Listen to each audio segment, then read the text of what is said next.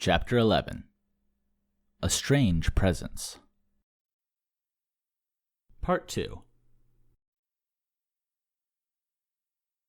Strena, who had done her best to follow what was going on, immediately ran forward when the Edarin collapsed. She had no idea as to exactly what had been discussed, but her instincts told her to save an injured person, and for the first 4 steps, that was all she listened to. On the 5th, she realized that the larger male wolf had jumped to its feet too, and was ready to lunge. As she began to scream, words in a language of power erupted from behind her, and the hound stopped, confused. Behind Strena, Rama stood, hands aglow in green, and slowly moved past Pors and his men. The hound barked, growled, whined, pawing at the floor, but then Rama spoke again, stepping slowly towards the girl and the fallen Edarin, who breathed heavily as he attempted to move. The hound growled, stepping up until it was only 2 steps away from them, ready to pounce, guarding the head of his fallen master. "What did you tell him?" Strena asked. "I told him that I was here to heal his alpha, and that the rest of the men would not step further," Rama said. "I also told him that you were my assistant." "He believed you?" Strena whispered. "He has never seen someone with the wild speech," Rama said.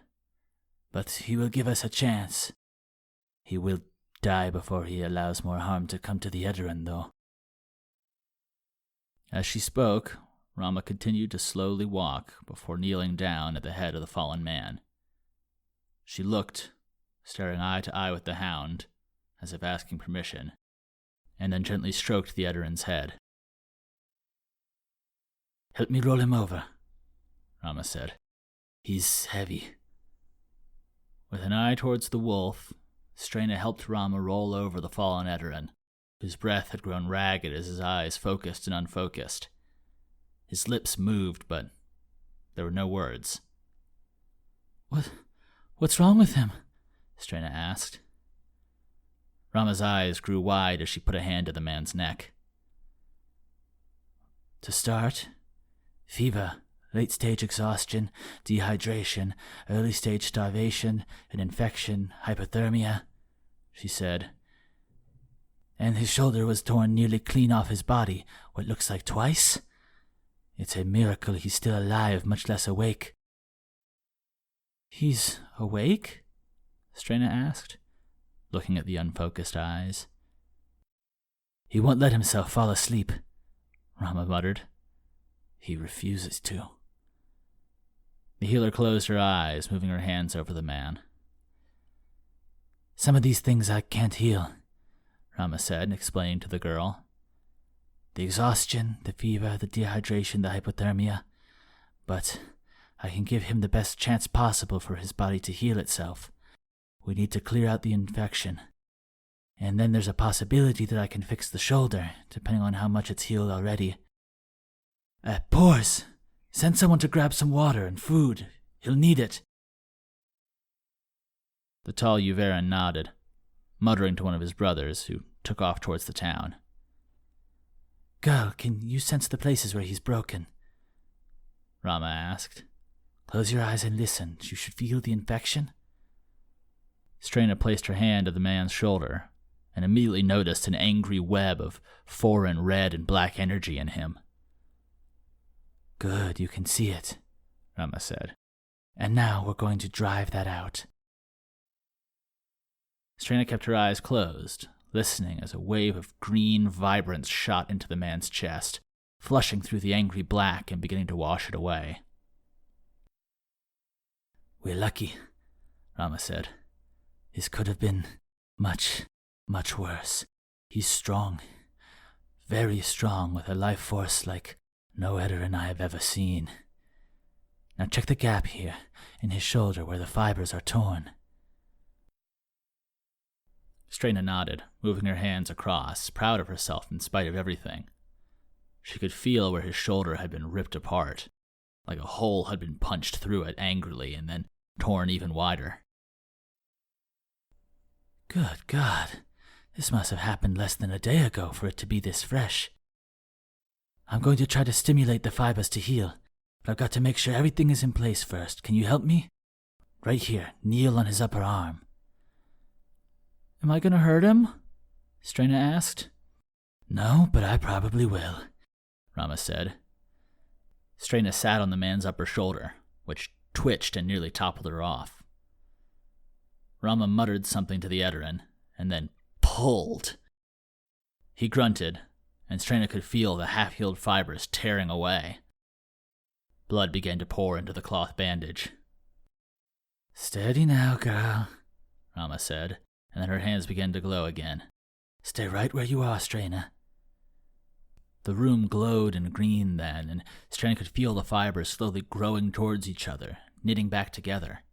It was slow, though, and as the seconds passed, Strena could see sweat forming on Rama's brow. Spirits of the woods, he is a tough son of a bitch. Strena, the fibers are taking much longer to weave. Can you help me? I think, I'm not sure, Strena said. Come, child, hug me, Rama said. Strena did. You can feel me getting darker, right? Rama panted. The woman was right, but not in the physical sense. Strena could feel the pure green light flooding out of the woman and into the Edarin. But you've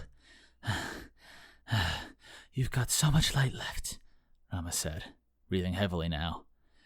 You want to give me a little? Just picture it flowing into me, like a river.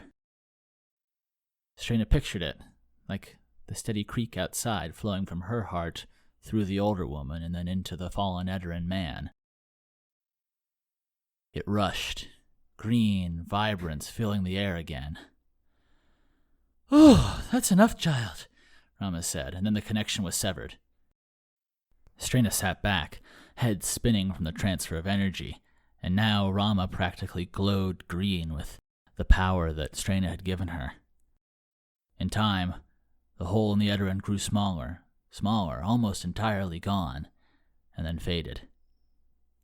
Rama spoke in the wild speech again, and the wolf responded with a confused growl. Then, a bark of affirmation. He will allow you to heal his sister, Rama said. If you are comfortable trying. He'll let me? Strena asked. She looked over to the wounded wolf in the corner, but she was unsure that she even could. You'll be fine, child. She doesn't need as much as he did, Rama said. Do you have a little more left to give?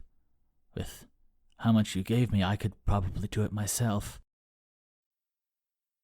Rama, don't push the child, Maven said, stepping in. I'll not have her die trying to save some. The male wolf growled. Strena will be fine, Rama said. The girl is a natural, and she is still flowing with power. Now quickly, the same as you did with me, allow the light to flow into her. Yes, step forward, child, do it. With a look back towards Maven, and then a look back towards Rama, Strena stood and slowly made her way to the back of the room. She paused as she passed the male wolf, then continued on to the wounded female, who showed a ring of bite marks on her back left leg and her top right shoulder. She had been attacked by what looked like a hunting pair of ring-mouthed snapper, and barely escaped.